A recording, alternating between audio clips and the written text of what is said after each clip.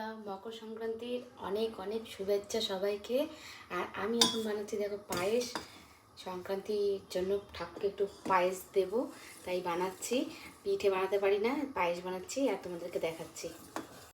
তো পায়েসটা সবে বসিয়েছি আর তোমাদেরকে আমি দেখাচ্ছি আমার ঠাকুরে কীভাবে সাজিয়েছি দেখাচ্ছি। তো আজকে গপুকে এই জামাটা পরালাম পিঙ্ক কালারের, আর এই গপু সোনাকে পরেছি পার্পল কালারের।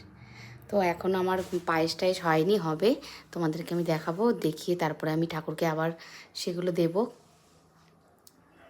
তো এরপরে চলে আসলো দেখো আমার ওই বাড়ির থেকে খাবার। আর এই দেখো একটা পাটিসাপটা, এতগুলো পাটিসাপটা মা পাঠিয়েছে। আর আছে আলুর দম, সাথে আছে দুধ পুলি, আর আছে রাইস। তো এইগুলো সব এসছে এখন ভিআইপি থেকে খাবার।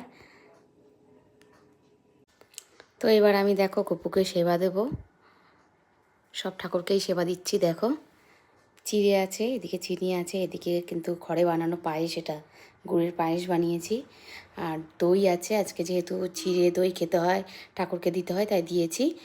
আর এটা হচ্ছে পাটিসাপটা, এটা কিন্তু ঘরে বানানো হয়, এটা দোকানের কেনা। আর এই দেখো, তো এবার আমি পুজো দিয়ে দেব।